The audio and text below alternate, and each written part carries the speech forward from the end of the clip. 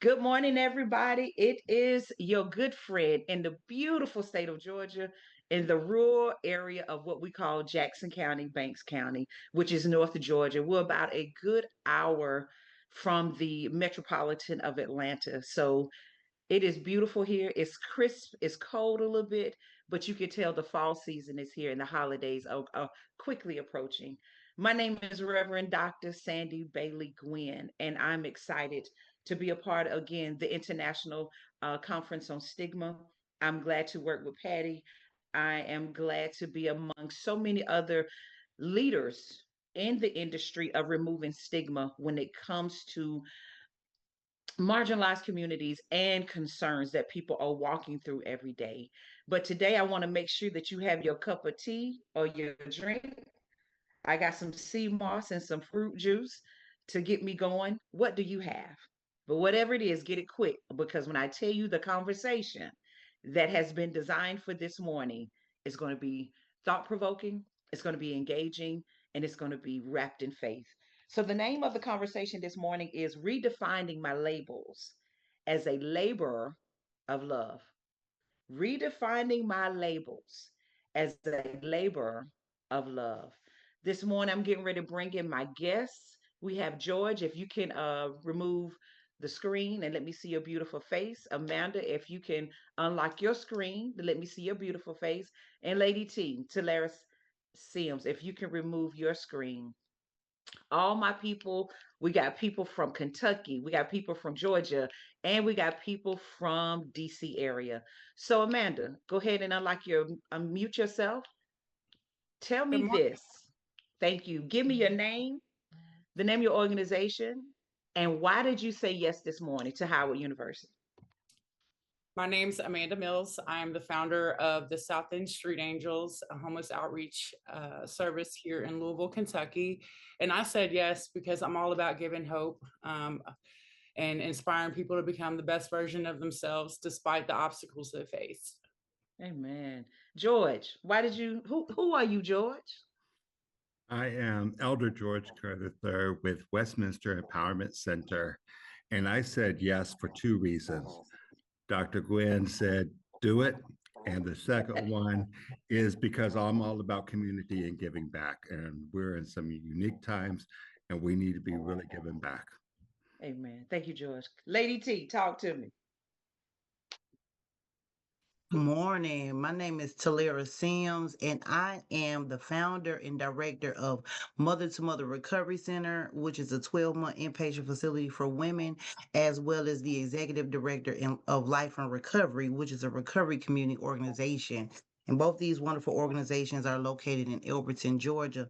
I said yes because I had to become the change I wanted to see in my community. And because of the fact that those labels kept me down and bound for so long, I had to be the voice, become the voice for the voiceless in my community. Very good. So, everybody, y'all have already laid down the foundation of what this conversation is about. But, Amanda, let me ask you this. When we look at the title, Redefining My Labels as a Labor of Love, the word labels in your ministry now, what did labels look like before you came to this position where you are now? What were your labels and why? How were they created? How were they birthed?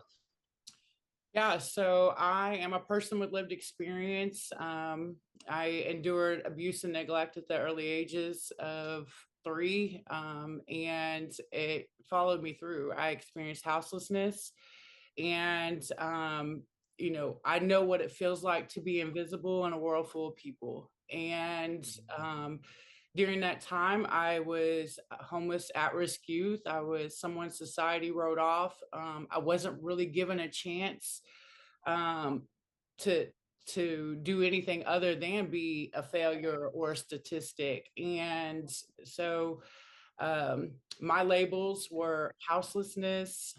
Um, I would say at-risk youth, and there was a short time that I did abuse alcohol to escape. So, but then also I incurred a addiction to food. So Food, addiction to food, because you were in uncertain circumstances. Was that mental, or how did you just start becoming addicted to food? well, as a child, I didn't always know where my next meal was going to come from. And I was bounced around from place to place. Um, and then the day before my 11th birthday, my biological father terminated his parental rights. After that, it was a downward spiral for me. I was seeking comfort from any direction, whether it was engaging in those at risk youth behaviors or turning to food for comfort. It literally became my drug. Your food. How did that impact you physically? Oh, I became big mama. I gained so much weight, and my highest weight was 437 pounds. What age was that? Well, I started gaining weight at the age of 9. I was 190 pounds. And then At the age of 9. Mhm. Yeah, Okay. 190 pounds. And then when I had my son at age 29, I was weighing in at 337 pounds. Wow. So I hear labels such as failure, at risk. Can I say unhealthy? Yep. Unhealthy.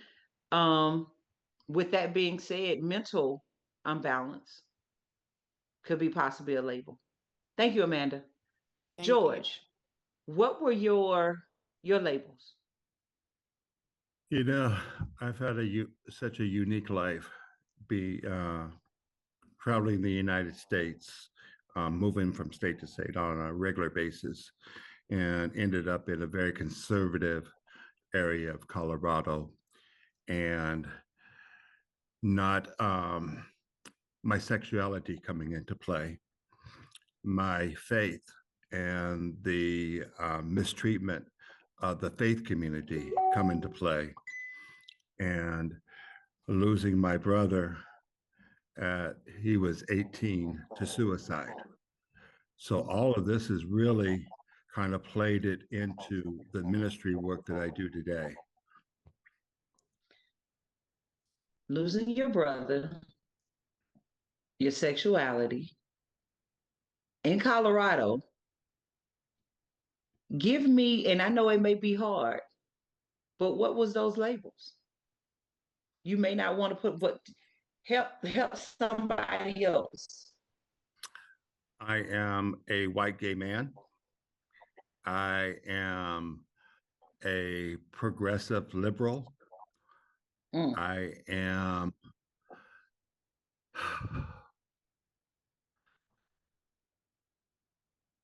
it's a Mm-hmm. there's a lot there. Mm-hmm. And Mm-hmm.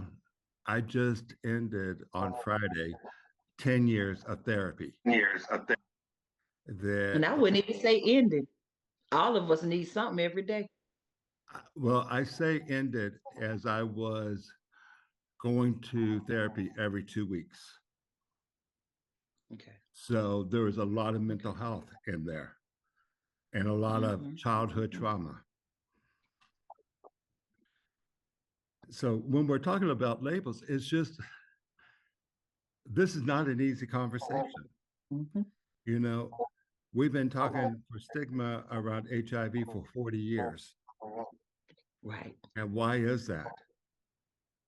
Because we're all so uniquely different. Yeah. And we all carry all of that baggage with us. And it took 10 years, but my therapist retired. That's why I had to end. And I am so thankful for the therapy. Well, that's going into labor. So, Right. So we go, but no, I love the fact that you allowed me to walk in the room with you. Your brother, that's a family member. So that was depression, that was grief, sexuality, you're questioning yourself. And this right here, as you being a minister, me being a minister, does God love me in the skin that I'm in? So then you're thinking about what does my Christian faith or what does my faith looks like? All of these are labels sometimes that we put on ourselves. Forget the other community members. Sometimes these are the things that we sit back in our room and be like, you're a failure, you're undereducated, you're gonna be just like this, you're gonna be just like that. So that's enough for me. Talara, thank you, George. Thank you for allowing us to walk in your room. Talara, what were some of the labels that either people gave you or you gave yourself? Well, you know, normally I in these settings I like to start with before to walk you through to the today. But for the purpose of today's discussion, I think it's important that I say I get to wear the label of mama today, because that was robbed from me. I get to wear the label of founder, director, executive director. I get to wear the label of Miss T. The Miss came with work. And there was a lot of work that had to be put in to get to wear those labels today. But what led up through the journey. It was a journey to get to this point. But prior to reaching here, I was known and only known as Niecy Jordan daughter. Right? Because my mom did some things that caused a lot of trauma, not just in my life, but my other siblings' life, my grandma's life, and being told that you're this person that you know nothing about it was heavy, it was a weight, it was a burden, it was a fear, because why are you going to tell me I'm just like this lady and I don't even know this lady? Then I go and I learn her and I find out who she is and I realize I am just like her, but I took on for all the wrong reasons. So I went from being Niecy Jordan's daughter to a liar. I went from being a liar to a thief. I went from being a thief to a crackhead. I went from being a crackhead to a felon. I went from being a felon to a loser, to a nobody, to junkie, and all the other things that come along with suffering from addiction. Um, and it was for so long I started to believe it. And one of the things that I took on when people would tell me, excuse my language, but they would say, you ain't shit. You ain't shit. And I started believing it so much, but me being me, there's still this bold, prideful person. I would say, but I'm the best not shit you ever met. Mhm. Tell the truth. So Tell the I truth. owned it. I owned the not shit because I believe that I may not be shit, but guess what? I'm the best version of it you've ever met. So I found ways to take these loads of these labels and still create what I thought was an image that was going to protect me. I even developed an image or a label for myself where I named myself Mayhem. Mayhem. Mayhem. See, because there was Tierra, there was T, and then there was Mayhem. See, Tierra was the lost, innocent little girl that had all her innocence taken away.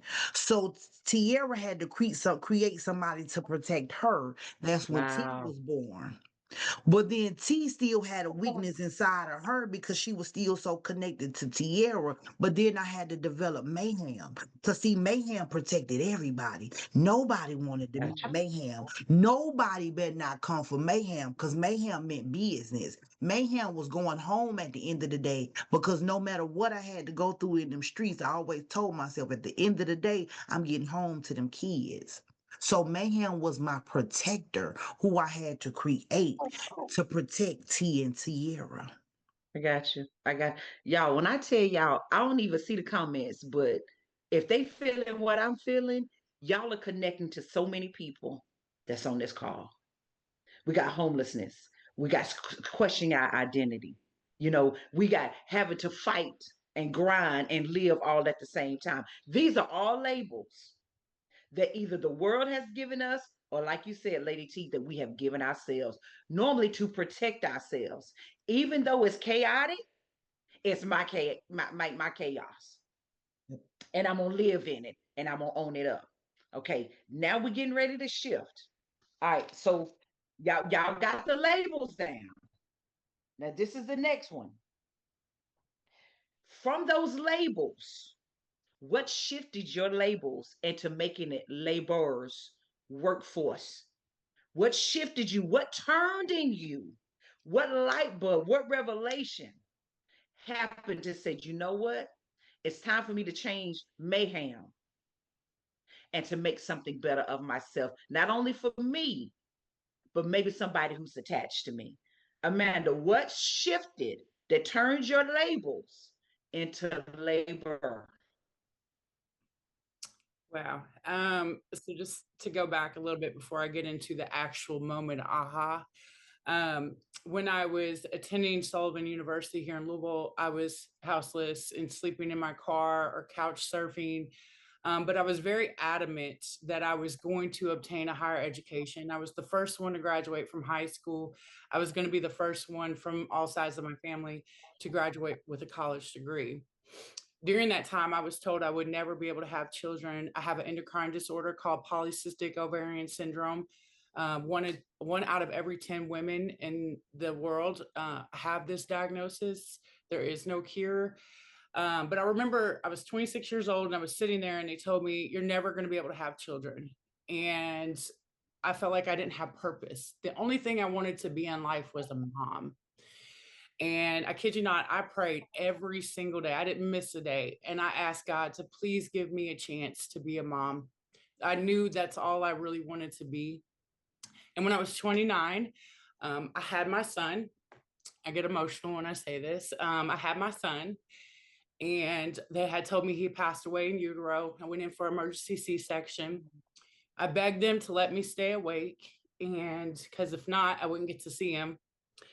And so I went in and I heard the littlest cry in the middle of a C-section. And I said, is that my son? And I was really sick with superimposed preeclampsia. And just to set some background to that, only 3% of the world's population survives superimposed preeclampsia. And so I'm definitely blessed to count my blessings. But I heard my son's cry and I asked if it was him or if I was hallucinating. And my doctor said, yeah, it is him. We got to get him checked out. And I said, I want to see him. And he said, we got to make sure he's okay. Well, my vitals started dropping.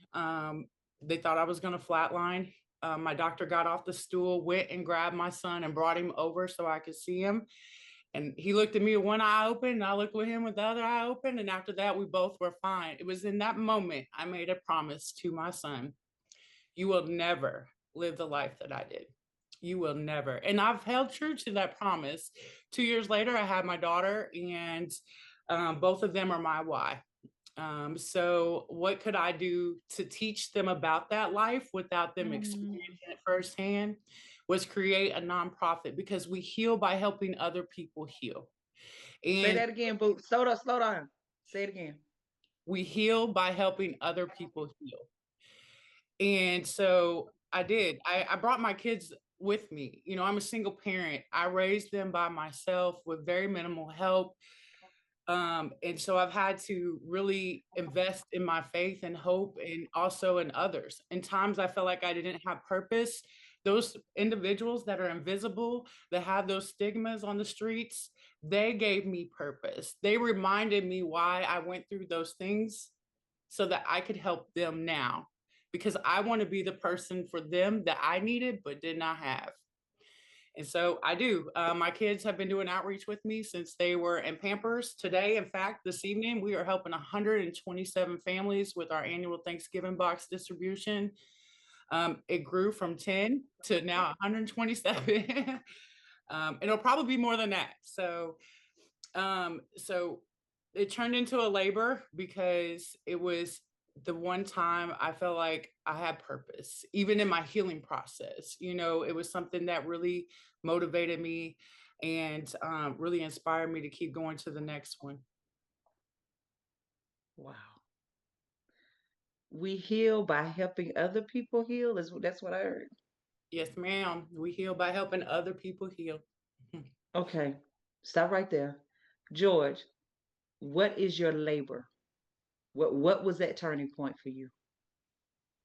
You know, it's a lifetime. I was in the military, and happily served in the United States Navy for almost 8 years. And I got out of the military, and my second job assignment was working for an international uh, organization called Family Health International, and that's what introduced me to public health. And I have been advocating and activism for over 30 some years. Mm, And, you know, being a person that the community comes to all the time, I was broken. And April 22nd,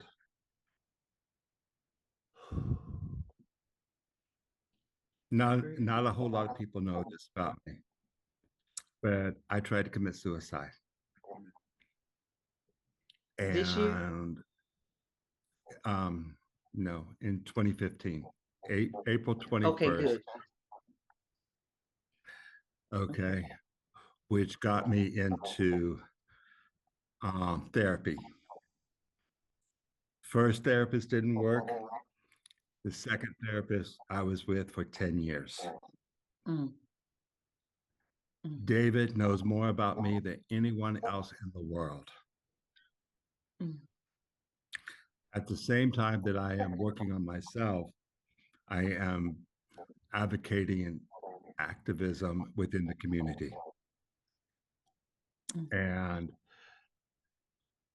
you know, I just recently had I've had two surgeries in the last 30 days, and getting ready for another one next month. And in the last visit, my therapist said to me, George, you're going to take from that surgery and now go out and help someone else in the community. And so I uh, I wear several hats. I can name 5 organizations that I work for right now, Yeah, yeah, including my own LLC. And I am known to be the busiest guy. you are. So You because I'm are. always out there working for the community, because I'm also, when I'm working for the community, I'm advocating for myself. Yeah. And so exactly what Amanda said. That's good. Thank you, George. Thank you. Lady T, what is your labels or laborers that was created from your labels? My biggest labor is being the mom to 7 children.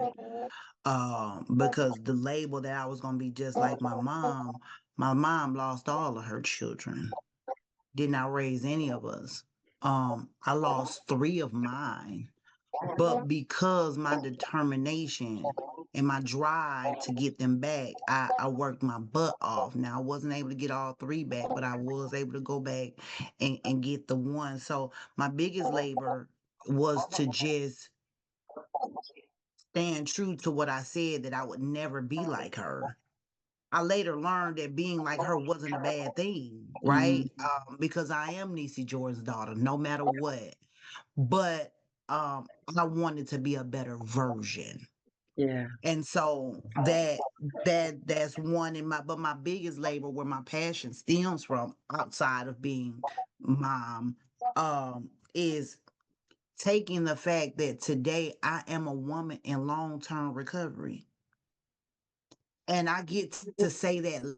I get to, I don't have to live in the stigma and the shame of being a woman in long-term recovery. So I make being in recovery cool. I get to show people how to recover. I get to recover cute. right? I get to recover and not look like what I've been through. So I learned that I did not know that my ministry and my labor actually began while I was an inmate inside of Clark County Jail. We call it 3015, right? That's what we call the jail, 3015. That's the address. And I did not realize that God was doing in me a thing. So what he had to do was do the work internally so then I could turn Mhm. around and do the work externally. Right. And it actually began while I was an inmate because I started doing Bible study Not the Bible study. in jail, incarcerated, baby, with the blue suit on. And it became a thing over the years. I did that for 10 straight years. I went in and out of that jail for 16 years of my life. And in about the fourth or fifth year of being incarcerated 3 to 5 times a year, I started doing Bible studies. Why? Because I knew that, I could pray my way through some things. I Yes, knew that, sir. in the beginning I was using God, I was praying my way out of there, right? But then something took root and I began these Bible studies, and then it became a running joke in the jail. Anytime I would come through intake, they would say, "Oh, preacher back." That was your label. Huh? That was your label. That was my label, preacher back, and I took that. I actually began to take that, and then they would call me the crackhead preacher, the jailhouse preacher, all the things, but I'm okay with that. I take that one. And so I went from doing my work inside the jail as doing the Bible studies in the prayer circles. It began in there, and then I was able to bring it out here and turn it into what it is today, which is Mother to Mother Recovery Center. It's the same ministry because a lot of the women that come here, they're angry with God. They walked Mm. away from God. They lost sight and lost trust in God. And you know what I make them do? Turn to God, turn back, pray, go to church. And so I'm able to take the labor from which came to me as what only tool I had to use to get through those hard times. I'm now able to turn around and give it back in the ministry of helping these women regain reunification with their children, regain healthy lives, most importantly, find God. So, again, title of this session, redefining my labels as a labor of love. So we've talked about our past labels. We've talked about how those have been redefined as laborers. Now, how did y'all wrap that up in love from an unconditional position? Not conditioned, because some things people do things based on the condition or based on the transaction. Come on, somebody. This work that we do it when there's no money there. We do it when we have to go to our own account, no business account. So we cannot do this work successfully. Lord, I feel the Holy Ghost, excuse me. We do it successfully because it's wrapped up in God's love or a higher power love, however you want to label it. Tell me about the love that's got to push you to do the work successfully, not comparing to other organizations. Let's be clear. What does your love language looks like, Amanda? When you are on the streets and you passing out turkeys, or when you on Facebook, look, I got a family and they need a hotel, and I need for y'all to send some money. What does that look like? Well, first, I'd like to say that Southern Street Angels receives no government, city, or local funding. We are 100% funded by our community members, my neighbors, people in the community that want to help but maybe don't know how to help. And so that's how we're able to meet those needs. But the biggest thing is we meet people where they are. I never tell someone what they need. I ask them what they need, because I've learned that if we go out there and start dictating and telling people what they need, you're going to be met with pushback, kind of like a toddler. You tell them, don't touch the stove, it's hot. guess what? They want to know if it's hot. So they're going to, they're going to rebuttal, or they're going to act out. They're going to do those things, and it's going to make your job and their job harder. So when I go out into the streets, one, I meet people where they are. I talk to them like human beings, because they are. I don't see a homeless individual. I don't see someone who's in active addiction. I don't see someone who's mentally ill. I see a person. And so that really has been the key to meeting people where they are and getting them into recovery, getting them into behavioral health, and making them realize it's okay not to be okay. And it's okay to ask for help. And actually, a third of my volunteer base are people who I met at the lowest moment of their life, who come back when they get on their feet, get into housing, get sober, get mental health treatment, and they volunteer. Tonight, I want to say at least half of the adult volunteers have some type of experience, whether it's direct or someone they know. And they want to come out, and they want to, again, we heal by helping other people heal, and continue that process. And so when it comes to love, I don't Bible beat when I go out into the community. I rather them see the love of Christ through my actions. That's how I want them to come. I don't tell them that God's only behind four walls, because he's not. He's anywhere that we go.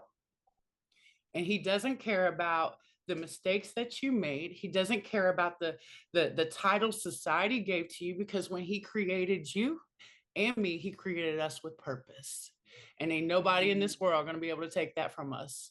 What God has for us is for us. So that's where love is now. If I hear you correctly, is that your form of love is showing people what that looks like, not necessarily telling them.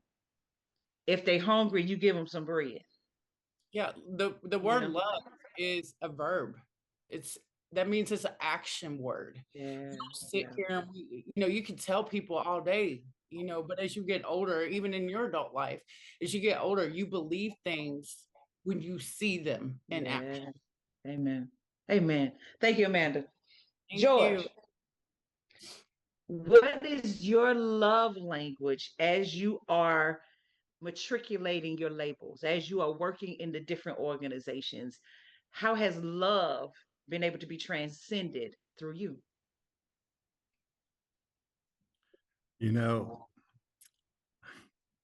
We could speak hours on this, because my faith journey has grown so much. Before I joined my current church, I was without a church for 15 years because I was hurt by a church. I was hurt by a member of the ministry. And so I give all praise to my church, Westminster Presbyterian Church, where the pastor, I was there for an activist meeting. They were coming to the DC to protest, and I lived in the neighborhood, and she said, "Come to church." And I went a couple times, then I fell off for a couple of weeks. I got a phone call saying, "We miss you. Where are you at?" And I have been there ever since. They are my family of choice. And so that's the love. And they allowed me to do so many amazing things. They allowed me to do a needle exchange program out of the basement of their church. Talk about it, George. We Talk about it. we were right across the street from a school too. We can't say that word anymore. So I will just say overdose prevention services. And so, which I believe in so much, and connecting it to HIV as someone with lived experience. October 31st was the 30th anniversary of me finding out I was HIV positive. And baby, you do not look like where you been. You do not. One thing about George's church, He and I are on the same coalition, the United States Faith Coalition, HIV Faith Coalition. He gets mad at me because around this time, when I go to DC for the conference, they're always having a jazz event. Their church is known for an opening their church for a jazz concert in the sanctuary. And top jazz performers come. See, one thing I like about the newness of the ministries that are being created that are aggressive and progressive, they're opening up ideas straight from heaven. God created music. We the one told God where we can play certain music. If you in tune, you gonna play the right thing at the right place at the right time. So I'm honored, George, for that conversation. Talara, come on through. What is your label? And then we got some people that got questions for y'all, baby, because y'all are the experts today. Talara, what's your label? And how does love wrap up into that?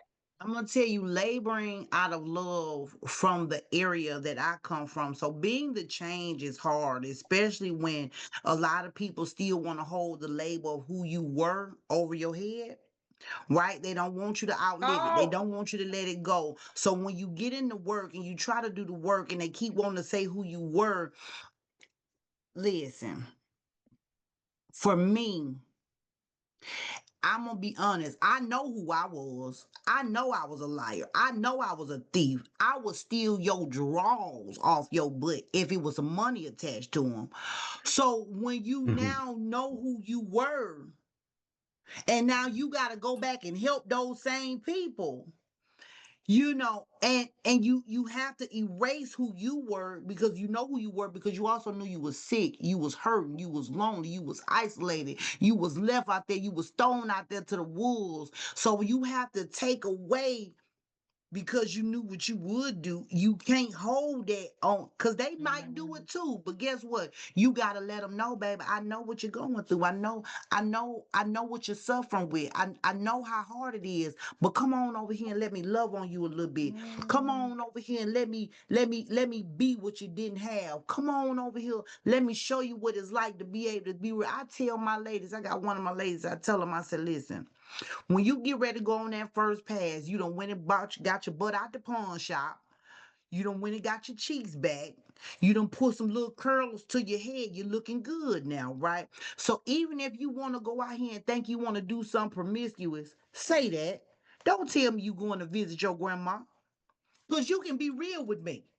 And I'm gonna love you just the same, right? I ain't gonna treat you no different. Just be real with me, cause I'm gonna be real with you. So sometimes it's hard when you gotta learn how to love and pass a person pain. Babe, I'm here to love you past that pain. Slow down. Love what? Love and pass the pain.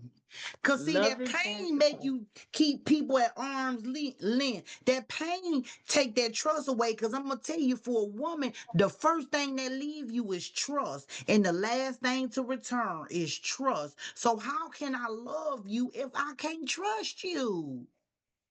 T, And baby, how they can want. I let you love me if I don't even love myself? Okay. See, the stigma conference wasn't ready for this conversation, but when they asked me to do a panel, I bring it straight home. I am so grateful for y'all's honesty. We're not finished because I got some questions. Y'all ready for the questions? Because, Let's baby, we get it. don't went from 1 to 5. Okay. To speak of God and faith is experiencing some kind of stigmatization from some sectors of society today. What do you say to faith communities on how to deal with that? Okay, to speak of God and faith is experiencing some stigmatization, yep, from some sectors of society. What do you say to faith communities on how to deal with that?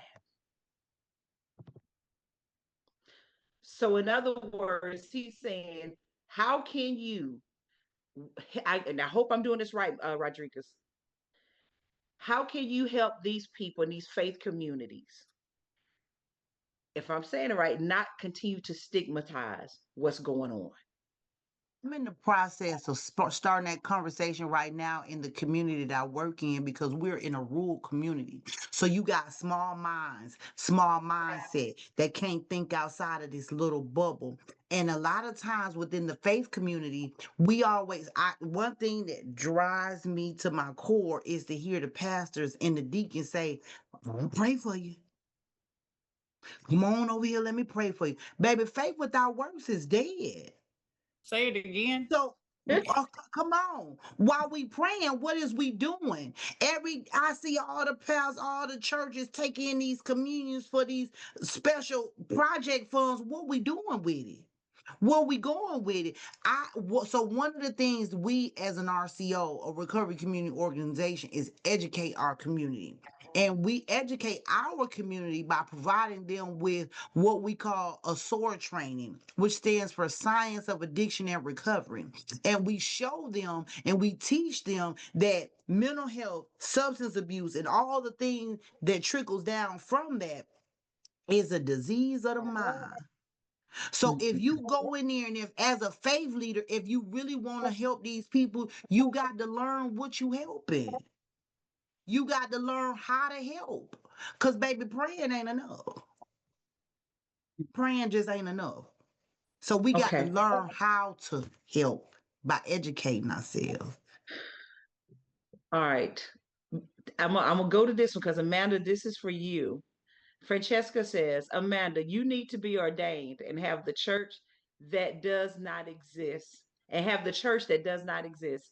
Women, you are Jesus being a woman. Woman, you are Jesus being a woman. So they're saying, baby, what you waiting on? Well, I never really thought about being ordained. I do know I have the gift of discernment. I know that, and I thank you for that. That means a lot to me. I'm going to get emotional because it reminds me that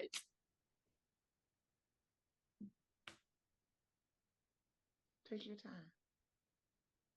God made something out of nothing. And I never will take this moment or the opportunities I get for granted.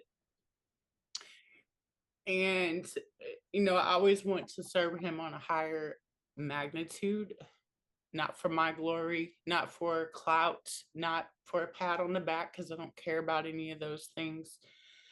And so when I hear what you just said, like, it's really humbling, like, to know that people see, even just now on this platform, to see the love of God through conversation and actions. And I will definitely pray about it. I will definitely see what the next direction will be. But in the meantime, I'll still be the hands and feet of Jesus out here in the trenches. Amanda, I tell you this. If you don't, because I know you with the church, if they don't, I will. If they don't ordain you, I will bring you to Georgia and I will do it under 3C, Christ Community Church. All right, here's another one. Please tell us how to get involved in your organization. All right, hold that comment. Francesca, we're going to do that at the end. They're going to give you their information and y'all be able to talk. Second one, what can a person do to prevent others from freezing your character in the past? What would you advise? What can a person do to prevent others from freezing your character in the past? What would you advise? Can I go first? I love this question. And then George, you answer this one. Yeah, I have to say this because Sandy, No. you know the journey I've been on for the last 3 years. And those labels and stigmas that people give to you, and the carryover. I just made a post this morning, and I'll go over how you all can find me on social media. I literally made a post this morning. It talked about how people say, "Oh, you're trying to be something you're not, and you are doing X, Y, Z." And I clearly put in the post, I've always been the person I am today. You are only upset because I'm not who you used to be able to walk all over. The person that used to give and pour into you when I had nothing, the person that made you feel good when I was broken. And so that is how you do it. You put yourself first. You pray, actually put God first, and then you put yourself first, because you can't take care of nobody else until you take care of you. And that's all I got to say. Go ahead, George. Sandy, you're wrong for bringing this one because you and I had a conversation about this a couple years ago. And then this past Friday, it came up again. Mm. And where the community is always trying to break you down. When they see you working and you're moving up, someone's got to say, well, I can do it better. Yeah. Give other people a chance. Everyone else has the same chance that I do. Okay. And it's the community that votes and puts you in that leadership. And the community via God. And so my faith is how I get through this. And when I'm broken down and I'm confused and I'm crying, I call my spiritual leaders. Mm, mm, Can we talk? There's And a so, go ahead, George, finish. mm, There's a saying that I often use when I'm preaching: what you think about me is not my concern. What you think about me is not my concern. And it's not that I'm being arrogant, but I'm being confident in the fact of what God has put to my hands. And if he's pleased with me, what you think about me is not my concern. Baby, these are coming Got to in. Let's just see. real quick. Done Can that I one. touch that? Can I just say, one, we got to Go realize ahead, that touch all that. that is Go a ahead. distraction. It's a distraction because when they see you going full steam ahead, they want to come throw these roadblocks at you. It's a distraction. Keep pushing because we got to grow through what we go through. So once we grow through that thing and we realize all that hit, it get to a point it don't even bother us no more. It may because we human, right? We especially women, we get emotional, but then when we realize I done outgrown you, so what you say, it don't even matter. well, You have to let's take outgrow, but that look, label off. Let's take that label off for a moment because I'm an emotional man. And so we all go through this. That's I was right. literally crying on the phone with Dr. Bailey. yeah. And so let's continue just to be leaning on each other because we can't do this alone. That's right. And we can't do it with God and just me. It takes a whole community, and we are in trying times right now. And let me tell you, Sunday was terrific with the two sermons that I heard, and that we've been through this. We're going to get through it. I don't believe we've ever been through anything like this, but the scripture tells us that we've been through this and we're going to pass. And that's why resilience is so important. So sorry, Dr. Bailey. Hey, y'all, I invited y'all because I know y'all could pull it. Another person said, may I be on your panel next year as a trans woman? Depending on the conversation, I am open. As long as you are just you on fire, you come with tenacity, resilience. If the conversation leads to that, I have no problem. You can ask George. I am free about who I talk to, who I conversate with, and who I love. I'm very free in that. Amanda, you hot, baby. Miss Morgan, Amanda, I love you. You have such a remarkable and powerful presence. You give other women so much hope in knowing that there is still hope after recovery. And I think she's talking about both of y'all. Even for you too, to Lara. All right, somebody wants to know: do any of y'all mentor? I Huh? do. That's actually a part of what it comes along with the work. I sponsor and mentor, not And sponsor so much, but more mentor. I agree with what you just said. Doing this work, even though you don't know you're mentoring, people watch. People watching how you move. That's mentorship, and you don't even know it. People watch how you handle conflict and how you do a resolve. People watch even when you're in the grocery store. So I do believe all of us mentor in some action. It may not be coaching face to face. It may be what you put online, Amanda. That's a mentorship. So I can't answer that question. There are mentorships available.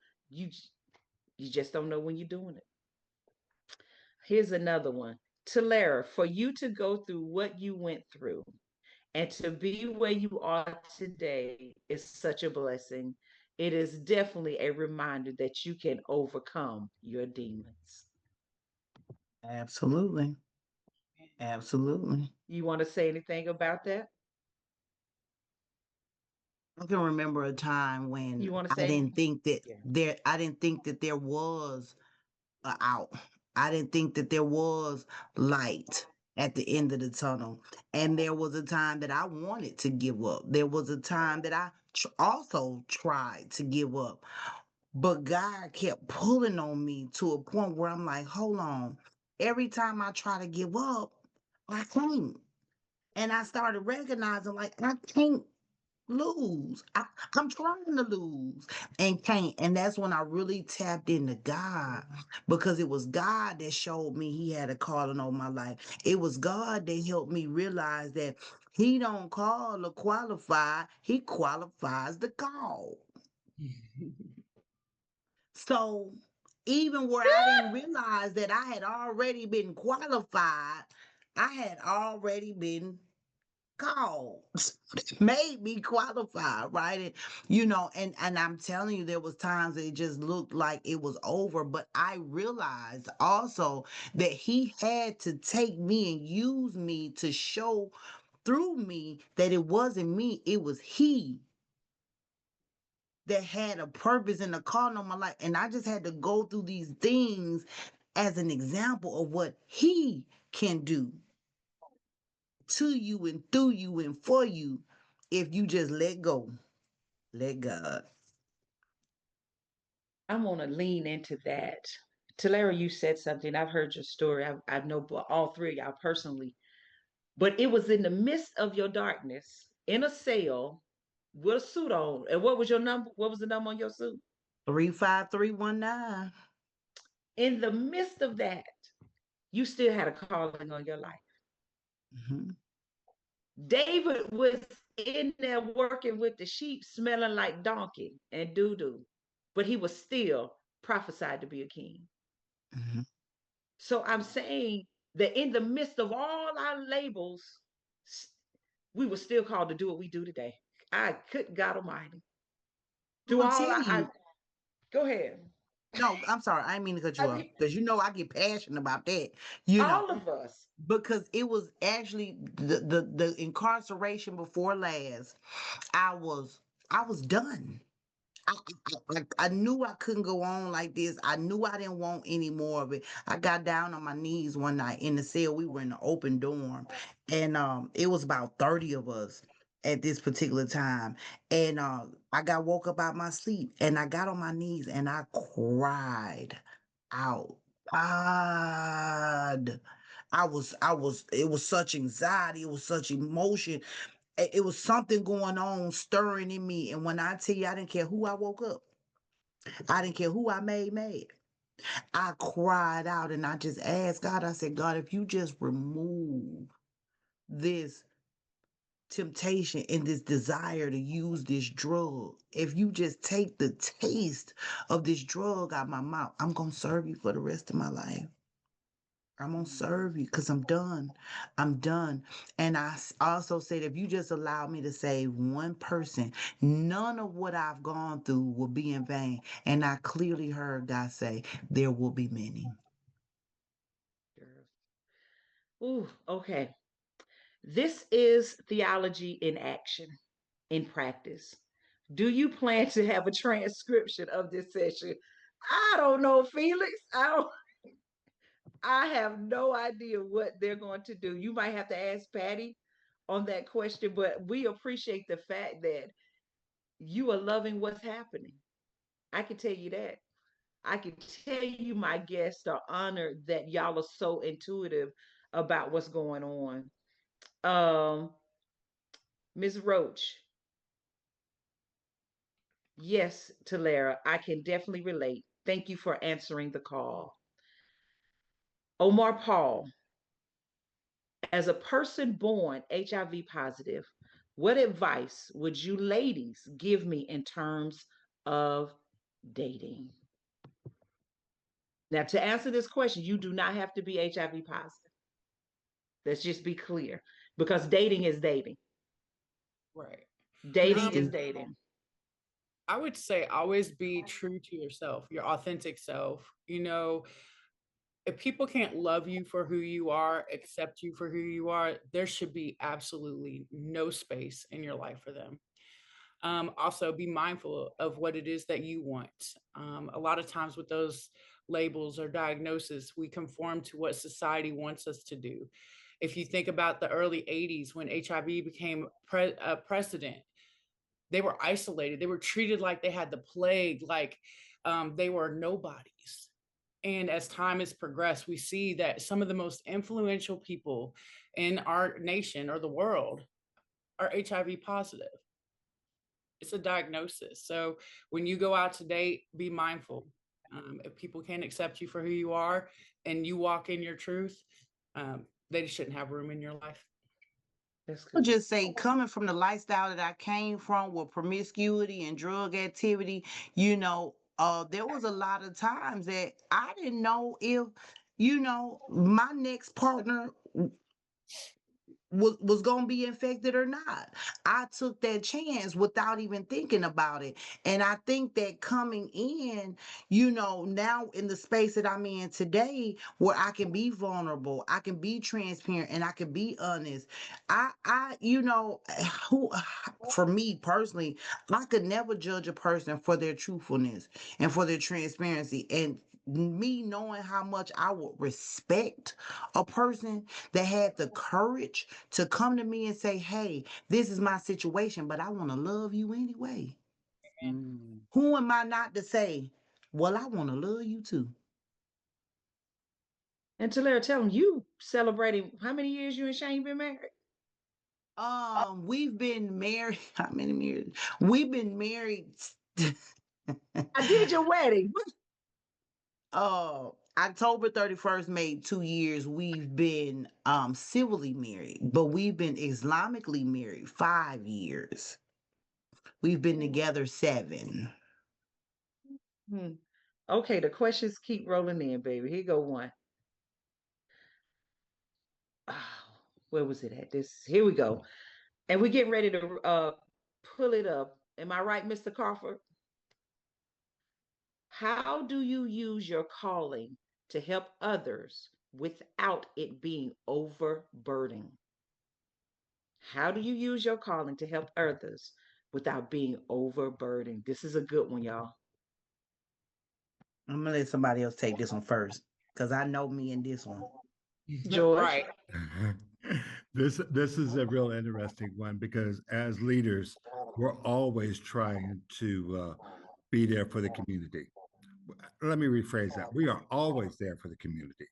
And so we're always putting ourselves. There may be a time that we need to take, okay, I'm shutting down for 24 hours, Mm. turn the phones off, turn off social media, and just Netflix and chill by yourself because self care is so important. Yes. And if we don't do it, then we're not going to be able to help them.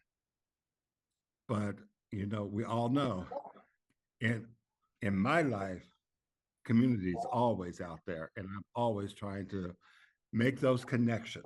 Yeah, yeah, yeah. I had T. to learn how not to be overbearing, right? Because when I got myself, when God gave me this fire and I had this drive, I put my cape on and I walked around like I had an S on my chest. I want to save everybody. You get a healing, you get a healing, right? And that came with a burnout because I realized that I was forcing recovery, and I was forcing change down people's throats, and they weren't ready to receive it. So I had to learn that I can't want it for nobody more than they want it for themselves. So I think the overburdensome comes in when you're over pushing it on somebody who's really not ready. So I had to go back and exercise that serenity prayer. God grant me the serenity to accept. Number one, the things I cannot change, the courage, number two, to change things that I can, and the wisdom to know the difference. Wisdom being number three. See, I had to understand, I had to learn the difference between the people I could and could not help. I had to learn the difference between the people who wanted it and who really didn't. So I had to break that serenity down into three parts: acceptance, courage, and wisdom. And once I took it there, it no longer was burdensome on myself or the people I was trying to serve. Amanda, you want to say anything? Um, it comes down to the self-care and being aware. Transfer trauma is real, even in your healing, and meeting people. And just like Miss T just said, you know, they have to want it more than we do for it to work. And so it's not easy to separate the two because you get invested. It's kind of like raising kids. You want the best for them. You want to see them succeed. You pour into them. You give to them. You do all these things, and then they make a poor choice, and you're like, "Where did I go wrong? What could I have done?" So you have to be able to, find a balance, and it comes with trial and error. Mm-hmm. Mm-hmm. Y'all rocking it. These questions, God, these questions. George, thank you for giving space for men to be emotional. We're all human. Talk about that, George. For one, I was strategic when I asked the man. And of course, you were the one God gave me, because sometimes we don't see representation of men in conversations such as this. Because we say we believe women are more emotional and in tune to their feelings. But God made no mistakes when he gave emotions to everybody. Amen. So talk to other men about being in tune into your emotions. You know, I've been having this conversation recently about masculinity and what it means to be masculine. And it doesn't mean that you're the alpha man in the room. Mm. Okay, let me say that again. It doesn't mean you are the alpha man in the room. You are a person just like a woman, just like a non binary. Mhm. Yeah. So, stripping these labels is one of the best things that we can do. And if we need to cry, we need to cry. If we need to go and pull up to someone and have a conversation about what we're going through today, that's what we need to do. We have to have these more open conversations with each other and let the alpha males be over there and do what they do. Because I know who I am, I know who God made me. And so we just need to, we got to lean on each other. Absolutely. They are out here attacking us. They got the National Guard roaming the streets of Washington, D.C. right now. For no They reason. have ICE picking up individuals out of the churches. And we have to let these emotions we're feeling out, because if not, it will kill us. April 22nd, 2015. And I'm still here to talk about we've got to be who we authentically are in God's eyes. Amen. That's when he can find you, when you are who you're supposed to be. Let's keep going. Amanda, your light is so bright. The enemy wanted you because you aren't afraid. You speak from experience and empathy. God said, go meet the people where they are, the streets. Sometimes you have to leave the sanctuary to go out and be a fisher of men. Woo! Baby, my panel. I don't know about anybody else coming behind me, but baby, we fine today. All right, here's the next question. What happens when your calling conflict with work? For example, if the Lord gave you a word to give someone, but can't do to being at work and have to focus on that. So what do you do when your call that's a good question. A lot of us can't be free because we are bound by that, but there's a time and place for everything. So again, Talara, your work, even though you own it, okay, you run it as your own organization. What if that wasn't the case for you? Like George, he works for the Presbyterian organization. Amanda works for her own, but what does that look like when you're bound by laws and regulations? That is a good one because I deal with that daily, right? Because we got mother to mother who we get the women. They coming from jails, they coming from prisons, they coming from the streets. And sometimes you have to meet them where they are. You have to speak their language.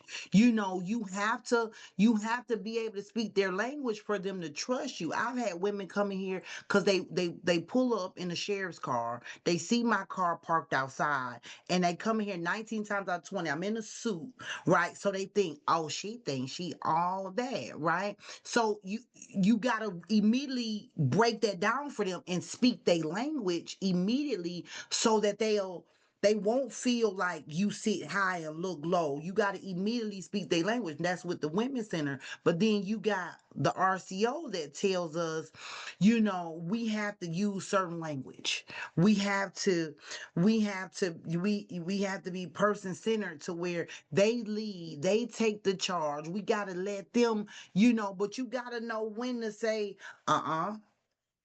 and then you got to know when to listen.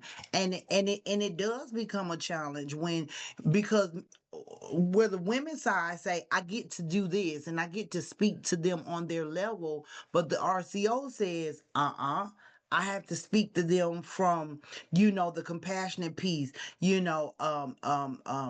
motivational listening, and all the things that they teach us in our certification, because I am a certified addiction recovery empowerment specialist as well. So on being there, and then it becomes a challenge, like Amanda said, learning that fine line between pretty much when to hold them and when to fold them. I deal with that daily because sometimes, and then sometimes T want to step in. T want to step in and say, look, listen, no, no, we not doing that. And so yeah, it's just about knowing your people and Yeah, it separating, is. giving. I have a thing, and I know I can't find it right now. Yep, no, yeah, I do. I take this when I do my trainings, and it's a simple toy, right? I'm sure we are all, anybody with kids is familiar with this toy and these shapes. And what I describe to them as, every peer we serve has their own individual shape. They got their own shape. They got their own size. They got their own color. And our job is to identify their shape so we can properly place them where they belong. We got to learn their shape and find out where they fit so we can properly find their place. It's good. T, thank you. Here's another one. What, and George, I'm gonna give you this one. What encourages and strengthens you when there are crazy people in the government who hate us and put us down? What lifts you up? Well, I would say, first of all, maybe mentally challenged in the government. I got you. Change the language. Okay, Okay. I got Um, you. Here in DC, things change every 15 minutes, I tell people. And so we're always going through this change, and we're under attack from the government on a regular basis. And so um, leaning on community and saying we're going to do this together is how we're going to survive. And leaning on my family of choice and leaning on faith. Mm. Leaning on faith, having community, And I wish I was something else I can add to it. and a lot of cussing. Okay. Uh, that's outside. That's in your private room. That's in your private room, George. Don't do that. Don't do that. Here's one, You know, y'all. God knows who I am. Okay. He And does. so But, but we sometimes trying to keep it simple. I want Patty to ask me to come back next year. All right, here's a comment. I need to relocate and find employment with you all. I miss the South. We need this to be in person next year and create a healing service for the community after a community dinner. Francesca, why you getting me in trouble? You got to talk to the powers that be. Y'all wrong for this. Who else? Let's see. This is a good one. God does not always want you to share the word. God wants us to live the word and let our light shine on others. That's powerful. It's like carrying the Bible, but you ain't living the Bible out, or carrying the Quran and you're not living it out. You just walking with a big old book. All right, here's another one. The Lord, oh, this goes back to the question about conflict. The Lord gave me a word for a client, and I didn't tell them. And that client, a couple of weeks later, passed away. I took that to heart. I felt like it was my fault. If I was able to minister to them, I probably could have made a difference. Any comments on How to that one? take that one. I hope they can see that. This right here is an obituary. This is an obituary of one of my ladies who was in Mother to Mother Recovery Center. And I had to terminate her for reasons that, were just. And I couldn't get her off my mind. I couldn't shake her. But there's that wall that I put up because I was angry. I was frustrated with her. How could you not get this? Because, let me say this. When I came into recovery during the time that I did, the first time, which was 12 years ago, there was only two women that looked like me in recovery. So when I made it back 7 years ago, I was determined to be the third. And so while my mission is to help everybody heal and recover, it meant a lot to me to see women that look like me recover. And I'm not ashamed to say that. So when she was one, I was angry. Like, how could you not be another one? How could you not come into the number? How could you not get it? And she popped across my Facebook feed one night. And everything, she lived in my neighborhood. Everything in me said, call her, call her, call her. I did not. 2 days later, I got the call. She had overdosed in her home, right around the corner from my house. And when I tell you, it took months for me to forgive myself because I went through the woulda, coulda, shoulda. What if I would have reached out? What if I would have called? What if I'd have asked her to come back? What if I would have stopped being so prideful and just stubborn? And what if? And I'm going to honestly say, you don't heal easily from that. There is no quick fix to get over that.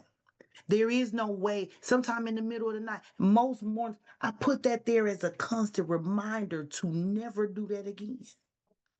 Anytime one of my ladies leave here and they pop on my mind, I reach out. So never let it happen again.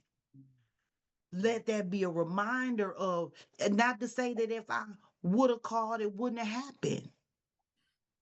But I can't find that out today. But what I do know is that whenever God lays somebody on my heart, or whenever God lay that word on my heart, deliver. Amen. Make that call. Wow. Y'all, I we are at, understand. I've been there and I've done that and it hurt. And I'm sorry you have to experience it too. I got you. Y'all, I've just been told by a wonderful backstage, we have 2 minutes. This is what I want you to do. Give me a nugget, one nugget, and give your handles of how they can reach out to you. Amanda, give me one nugget and how they can reach you.